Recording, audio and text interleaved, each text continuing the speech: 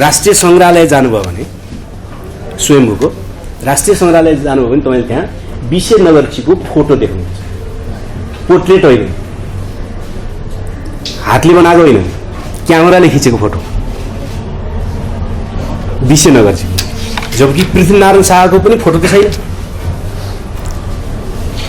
नेपालको पहिलो फोटो कुन हो भने अब उषाजीहरूले भनेको चाहिँ कहाँ जानुभयो, उषाजीहरूले भनेको पहिलो फोटो चाहिँ वीरगन्जकी कपास काटिरहेकी श्रेष्ठिनीको फोटो हो। ठिक छ। अब मेरो अध्ययनमा चाहिँ पहिलो फोटो चाहिँ चन्द्र शमशेरकै फोटो हो। 1883 गोर्खापत्रमा छापिएको, उसको जन्मदिनको शुभकामना दिएर छापिएको। त्यो श्रेष्ठिनीको फोटो पनि 83कै हो, तर 84 उहाँलाई थाहा छ, 1 वर्ष पछाडिको। तर उहाँले चाहिँ त्यसलाई पहिलो भन्नुभएको छ कि राणाहरू छ रिसाएर होला जस्तो लाग्छ। उसलाई त्यही भन्नु होला। अनि जे होस्, अब जुन बेलामा पृथ्वीनारायण शाहको पालामा क्यामेरा नै आइसकेको छैन, त्यस्तो क्यामेरा विकसितै भएको छैन संसारमा, होइन? त्यस्तो क्यामेरा प्रयोग गरेर विशे नगरजीको फोटो टाँसिएको छ सङ्ग्रहालयमा। त्यो त सत्य होइन। कुनै मान्छेको फोटोलाई ल्याएर विशे नगरजीको भनेर टाँसियो। इतिहासमा पनि लेखक अथवा इतिहासकार आफू व्यक्त हुने प्रयत्न गर्छ, सचेत रूपमा पनि र अचेत रूपमा पनि। जस्तो कि बाबुराम आचार्यले सगरमाथा भनेर नाम राख्नु, त्यसमा के व्यक्त भयो त? जबकि त्यसको परम्परागत नाम त चोमलोङमा थियो, होइन? अहिले पनि छ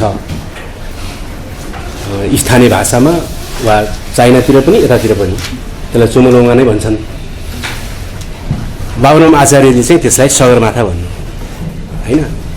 आकाशको निधार अथवा एकदम अग्लो चिज। त्यहाँ के व्यक्त भयो त भन्यो भने त्यहाँ बाबुराम आचार्य हुर्किएको सभ्यता व्यक्त भयो।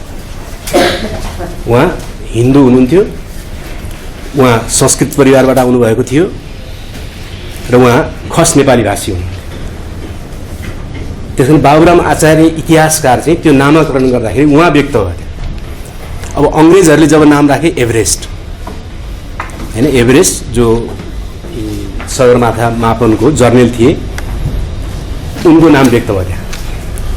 भनेपछि कसले लेख्छ भन्ने कुराले धेरै ठुलो महत्त्व राख्छ इतिहासको सन्दर्भमा। र अनि किन लेखिन्छ भन्ने कुराले धेरै ठुलो महत्त्व राख्छ। म तपाईँलाई एउटा सानो कुराबाट सुरु गर्न चाहन्छु। जस्तो कि पूर्व पश्चिम राजमार्ग। अब इतिहासको कुरा गर्दाखेरि पूर्व पश्चिम राजमार्गको कुरा गरौँ एकचोटि। पूर्व पश्चिम राजमार्ग बीपीको पालामा नै 1516 सालतिर नै त्यसलाई बनाउने भनेर रुसीहरूसँग छलफल भयो। तर त्यो महेन्द्रले 19 सालमा आएपछि गैँडाकोटमा त्यसलाई शिलान्यास गरे, किन गैँडाकोट चाहिँ बिचको भाग हो भनेर। अनि इतिहासको कुरा त म सडकको कुरा गरिरहेको छु है, यसबाट धेरै कुरा प्रष्ट हुन्छ। त्यो पूर्व पश्चिम राजमार्ग जसरी र जहाँ बनाइयो र अहिलेसम्म हामीलाई पढाउँदाखेरि वा राजनेताहरूले समेत पनि कुरा गर्दाखेरि पूर्व पश्चिम राजमार्गले नेपाललाई पुँजीवादी ढङ्गले जोड्यो, होइन?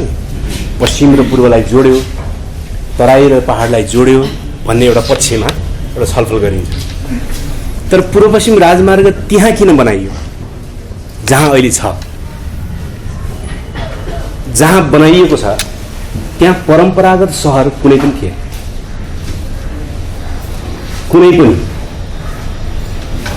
भन्नै पर्यो भने खस्यौली चाहिँ अलिकति नजिक थियो, बुटोलपारीको खस्यौली अलिकति नजिक त्यो पर्छ। नत्र भने कुनै पनि परम्परागत सहर अहिले जहाँ राजमार्ग बनेको छ त्यहाँ थिएन।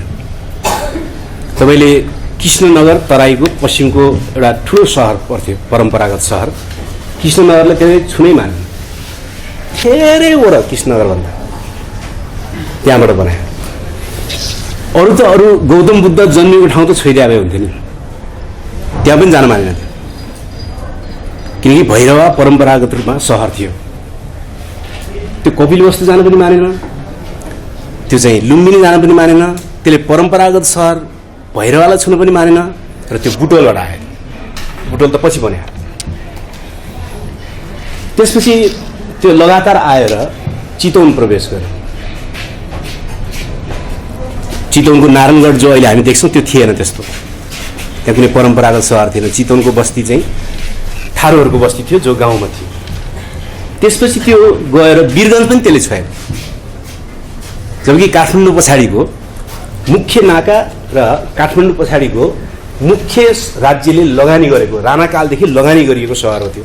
काठमाडौँ पछि सबभन्दा बढी लगानी कुन सहरलाई भएको छ भन्यो भने वीरगञ्जलाई भएको छ, तर वीरगञ्जलाई छोएन त्यसले। हेटौँडा भन्ने त त्यहाँ केही चिजै थिएन। त्यसपछि त्यो एकैचोटि गयो, भित्तै गयो होइन। र त्यसले बयलबास भन्ने सहर थियो तराईको सर्लाही जिल्लामा, त्यो बयलबासतिर पनि गएन, त्यो लालबन्दी हुँदै गयो। लालबन्दीमा कोही पनि थिएन मान्छे।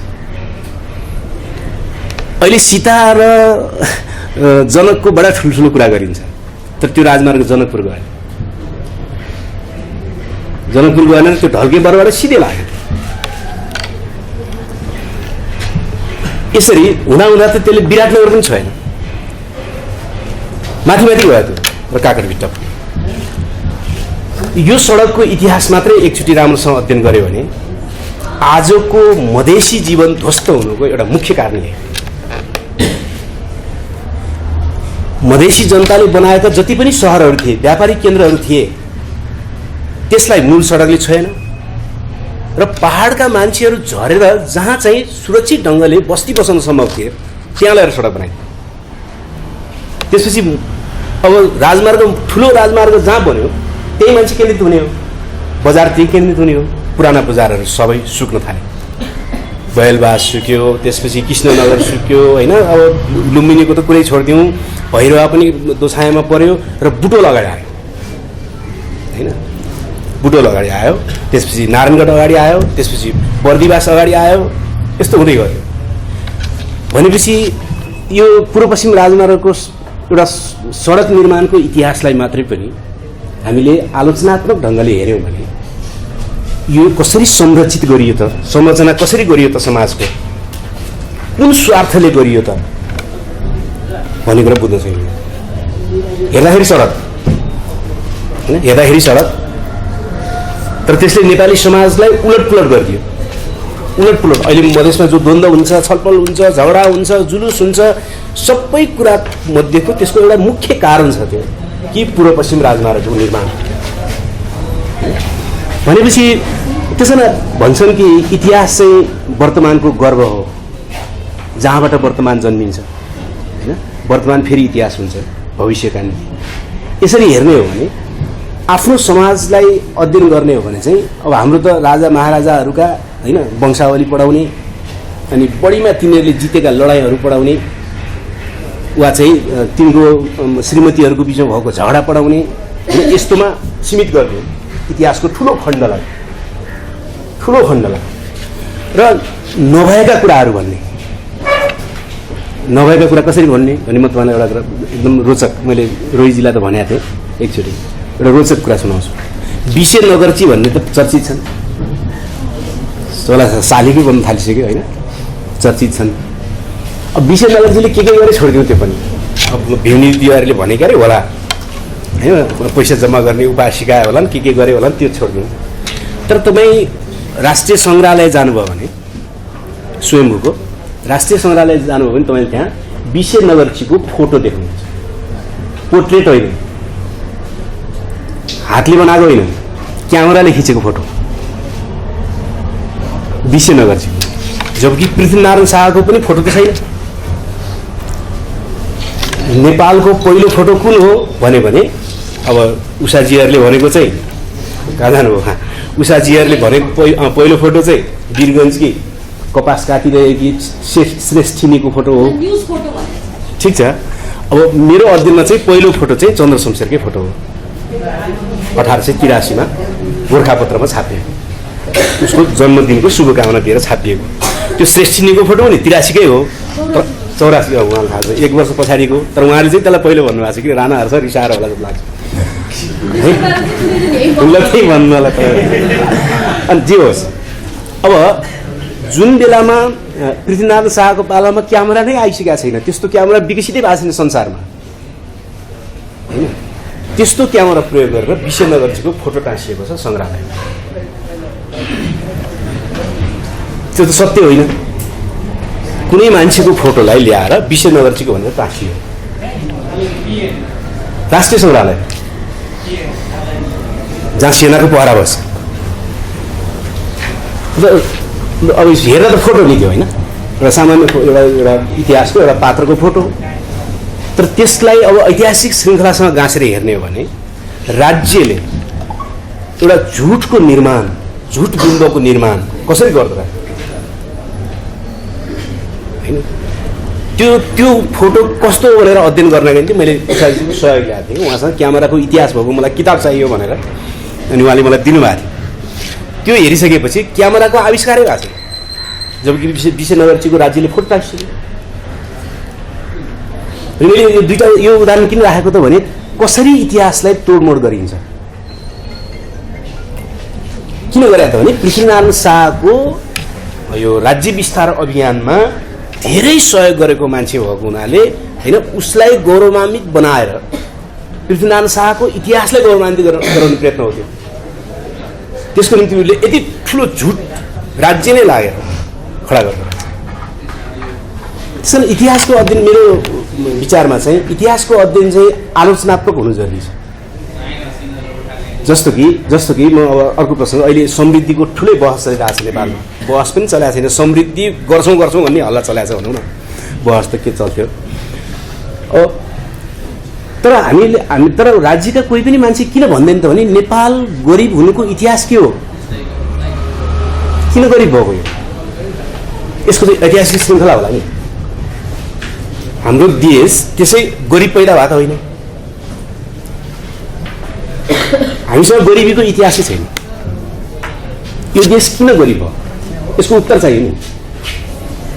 यो देश किन गरिब भएको भन्ने उत्तर दिएपछि मात्रै, अनि त्यो खामी त्यो कमजोरी हटाएपछि धनी हुने होला। जस्तो कि मसँग पैसा छैन भन्ने कुरो किन छैन भन्ने कुरो थाहा पाएपछि पो अनि पैसा जोगाउने उपाय आउने होला नि होइन। गरिब किन भएको कोही पनि भन्ने होला। सबै समृद्धि गरिदिन्छ भने समृद्ध नहुनुको कारण चाहियो, त्यसको इतिहासको श्रृङ्खला चाहियो नि। त्यो कसैले काहीँ पढाउँदैन, कोही भन्दैन, भाषण गर्दैन, सबैले जहाज चलाइदिने कुरा मात्रै छ यहाँ त। किन गरिब भएको यो, यसको ऐतिहासिक श्रृङ्खला के हो, कहाँबाट सुरु भयो यो? किनकि संसारमा पटनालाई पूर्वको राजधानी भनिन्थ्यो। संसारको इतिहासमा पटनालाई चाहिँ पूर्वको राजधानी। बागमती उपत्यकालाई चाहिँ एउटा समृद्ध सहर मानिन्थ्यो। यहाँको ललित कलादेखि लिएर हर चिजको निम्ति चिनियाहरू पनि भारतीयहरू पनि एकदम लोभिन्थे होइन। तपाईँ उता के बेजिङ जानुभयो भने त्यहाँ अर्निकोले बनाएको एउटा दरबारै छ जहाँ कसैलाई पनि पस्न दिँदैन, उनीहरू सुरक्षित गरेर राखेको छ। त्यति शानदार ठाउँ थियो यो होइन, उब्जनीको हिसाबले पनि सबै हिसाबले नेपाल सबै नै त्यो खालको देश थियो। गरिबी कहाँबाट सुरु भयो, यसको इतिहास के हो? वास्तवमा सरल कुरा के हो भने जङ्गबहादुर जुन बेलामा बेलायत गए र आफ्नो खलकको शासन टिकाउनलाई बेलायतीहरूसँग सहयोग मागे र बेलायतको शर्तहरू मान्न तयार भएर फर्के। र त्यसैको श्रृङ्खलामा चाहिँ जब 1882-83 चन्द्र शमशेर जब बेलायत गइसकेपछि उनले बेलायतीहरूको 4-5 शर्त मानेर आए। पहिलो शर्त उनीहरूको के थियो? फलाम खानी र तामा खानी बन्द गर्नु पर्यो नेपालमा। अब फलाम र तामा खानी बन्द गरिसकेपछि हुने के हो त भन्दाखेरि त्यो बेलाको मुख्य चाहिने भनेको ज्यावल, भाँडाकुँडा। त्यो त अब ब्रिटिस इन्डियासँग किन्नु पर्यो। तपाईँ विभिन्न जिल्लामा जानु भने खानी गाउँ त कति भेट्नुहुन्छ, त्यो खानी रित्या गाउँ होइन नि, खानी बन्द गरिया गाउँ हो त्यो। त्यहाँ अहिले पनि तामा छ, अहिले पनि फलाम छ। अब कृषि युगको निम्ति सबभन्दा बढी जरुरी भनेको ज्यावल हो। ज्यावल मूलत फलामको हो। त्यो नभए हाम्रो जीवन चल्न सक्दैन थियो। जबकि अब हामीले एक टुक्रा फलाम पनि चन्द्र शमशेरको पालापछि हामीले ब्रिटिस इन्डियासँग किन्नुपर्ने भयो। हामीले कमाएको सम्पत्ति अब उता बुझाउनु पर्ने भयो। त्यसपछि दोस्रो निर्णय उनले के गरे भन्दाखेरि कपास खेती बन्द गर्ने।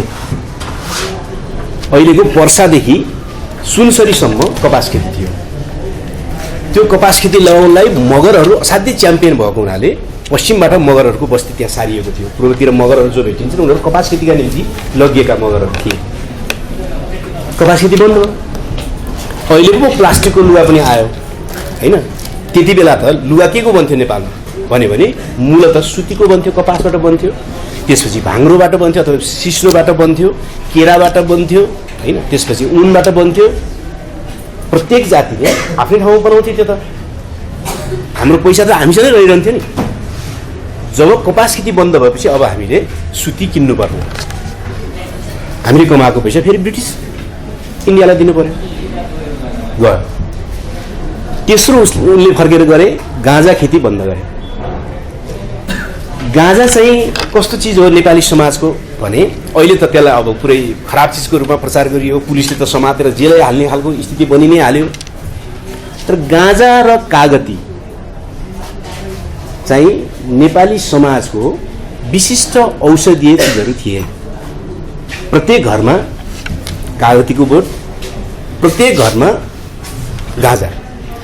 गाँजा अचार खाए पनि हुन्थ्यो, औषधिको रूपमा चाहिँ ग्यास्ट्रिकमा प्रयोग गर्न पनि मिल्थ्यो र त्यो मात्नै मन लागे पनि त्यो शान्तिपूर्वक मात्ने चिज हो। त्यो गाँजा खाएर कोही झगडा गर्दैन, रोए पनि रोइरहन्छ, हाँसे पनि हाँसिरहन्छ। त्यो असाध्य शालीन प्रकारको मद हो त्यो होइन। हो नै त्यो उत्तेजित बनाउँदैन त्यसले होइन। त्यसमा अहिले थाइल्यान्डमा त खोलिदिइसक्यो खानुहुन्छ भनेर होइन। विदेशका थुप्रै युरोपमा यति ग्राम चाहिँ जसले खानुहुन्छ भने किन्न पाइन्छ अहिले। त्यो चाहिँ हाम्रो आफ्नो परम्परा औषधिसँग सम्बन्धित थियो। तर गाँजा बन्द गरिदियो। गाँजा किन बन्द गरिदियो भने ब्रिटिस इन्डिया चाहिँ हामीलाई चुरोट बेच्न चाहन्थ्यो। चुरोट र गाँजा बन्द भएको 1 महिनापछिदेखि नै नेपालमा सित्तै चुरोट बाँड्न थाल्यो। सित्तै बानी पार्नलाई बानी पारेपछि जतिपछि बढाइदियो भने भइहाल्यो। त्यहाँबाट पैसा गयो हाम्रो बाहिर गयो।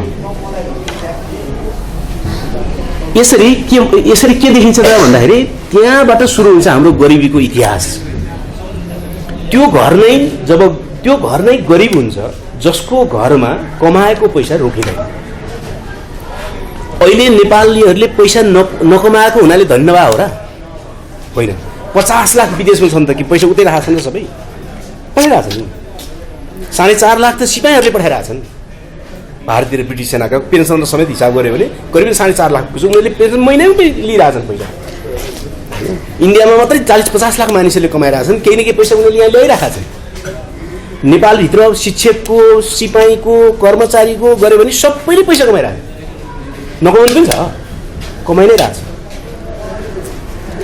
तर हुन्छ के त भन्दाखेरि कोरिया बसेर 4 वर्ष बसेर 1 करोड पैसा लिएर आएको, तर एयरपोर्टमा ओर्लेदेखि त्यो पैसा कोरिया पठाउन थाल्नु पर्यो। अब रहन्छ कसरी यहाँ होइन।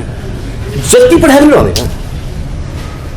जब कि तपाईँले गाग्रीमा पानी हाल्नुभयो र तल चाहिँ पाल पारिदिनु भयो, कति हाल्ने?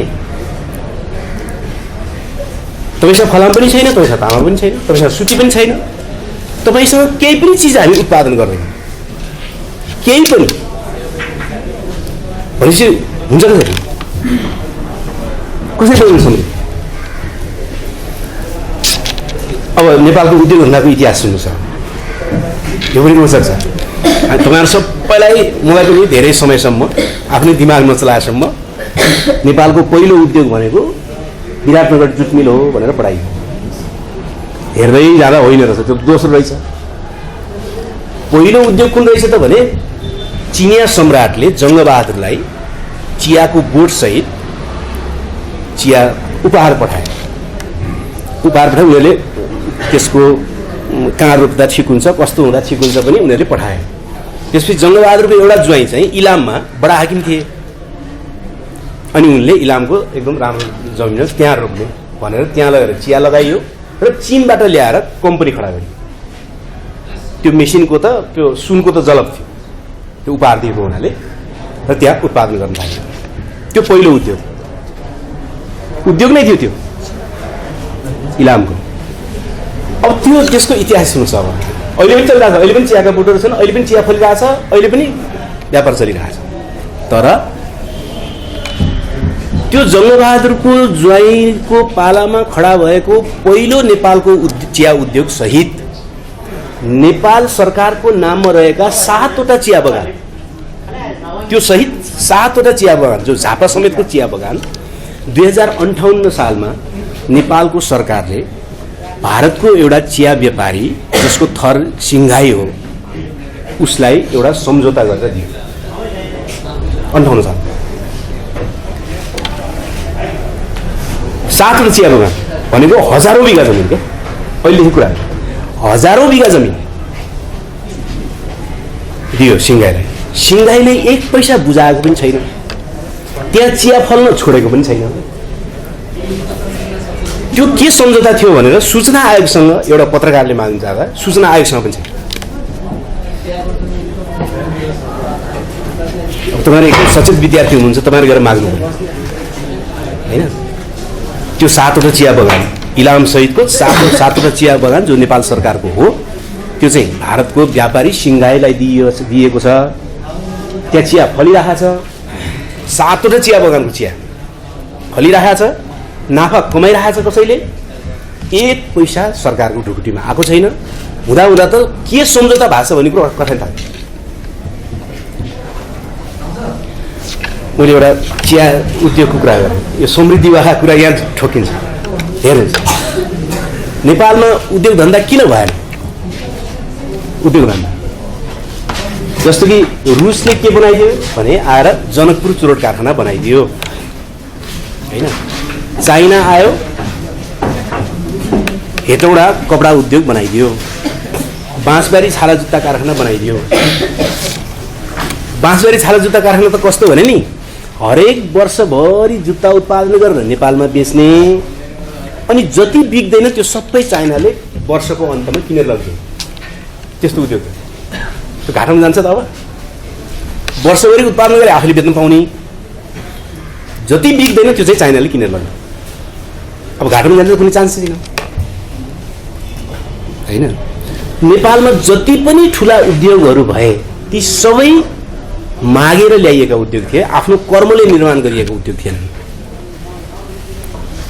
मागेर भीख मागेर ल्याए। नेपालको सत्ताले नेपालको अर्थतन्त्र निर्माणमा के गर्यो भने तलब र घुस बाहेक केही पनि खाए। तलब, कमिसन र घुस कुनै कामै थियो। मूल पक्ष भने है मैले यसभित्र इमान्दार हुँदैनन्, यसभित्र चाहिँ राम्रो काम गर्ने हुँदैनन् भने होइन। मूल पक्ष के गरे त? चिया कारखाना पनि बेचेर खाए, जङ्गबहादुरको पालामा चाइनाले दिएको पनि बेचेर खाए हैन। त्यो बेलादेखिको हैन। अब जुट मिल अहिले पनि चलाउँछ भनिरहेको छ, सकिने आएको छ। जनकपुर चुरोट कारखाना खाइहाले, बाँसबारी छाला जुत्ता कारखाना खाइहाले, हिमाल सिमेन्ट खाइहाले, हेटौँडा कपडा उद्योग खाइहाल्यो। यिनले नेपालको सत्ताले अर्थ निर्माणमा गरेछ के त? अहिलेको सत्ता मात्रै कुरा हेर्नु मैले नेपालको सिङ्गै इतिहासमा यो सत्ताले गरे के? पूर्व पश्चिम राजमार्ग रुसले बनायो, अर्नीको राजमार्ग चाइनाले बनायो, त्रिभुवन राजपथ इन्डियाले बनायो हैन, पोखरादेखि बागलुङ चाइनाले बनायो। यसले गरे के? 2007 सालदेखि आजसम्म हिसाब गर्यो भने करिबन 68 वर्षको बिचमा नेपाली जनताले तिरेको करबाट चाहिँ यो सत्ताले बनायो के? गरे के त? ठोस हुनु भयो नि। मैले तलब खाएँ भने त कुनै इतिहास भएन, कुनै काम भएन त। गरे चाहिँ के? तपाईँले यसरी उद्योग धन्दाको इतिहासलाई हेर्दै जानुभयो भने नेपालको सत्ता अहिलेसम्मको 68-70 वर्षको सत्ताले चाहिँ विदेशीहरूले दिएको खानेर विदेशीहरूसँग गुलामी गरेर माग्ने काम बाँकी नै गरायो।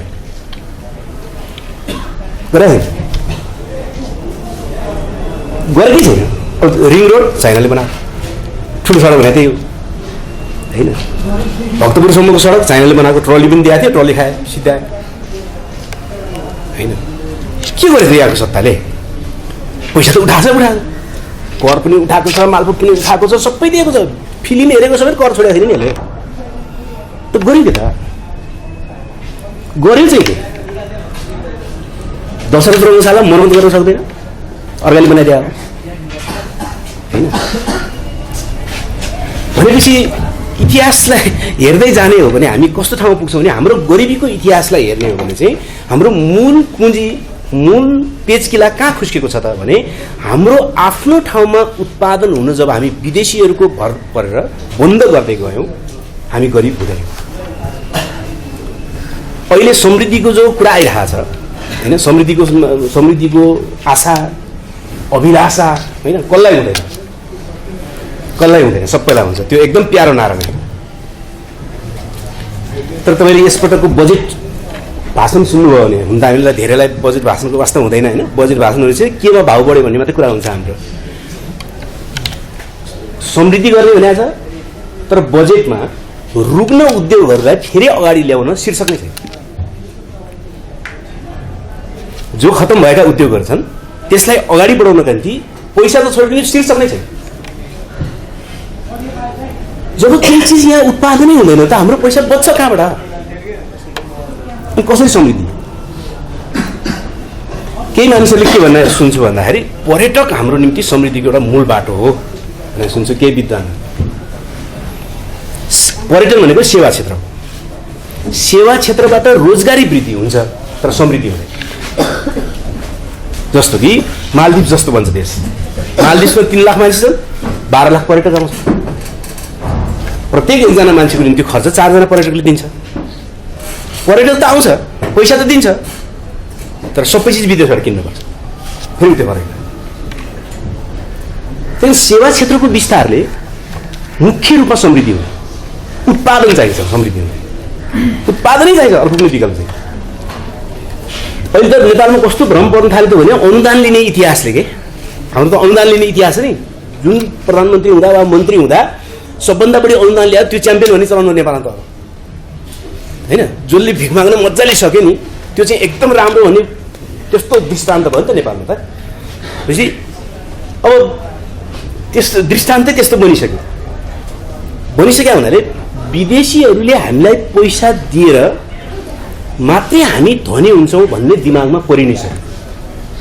कुरा त्यसो होइन। कुरा के हो त भने तपाईँले श्रम गरिराख्नु भएको छ नि।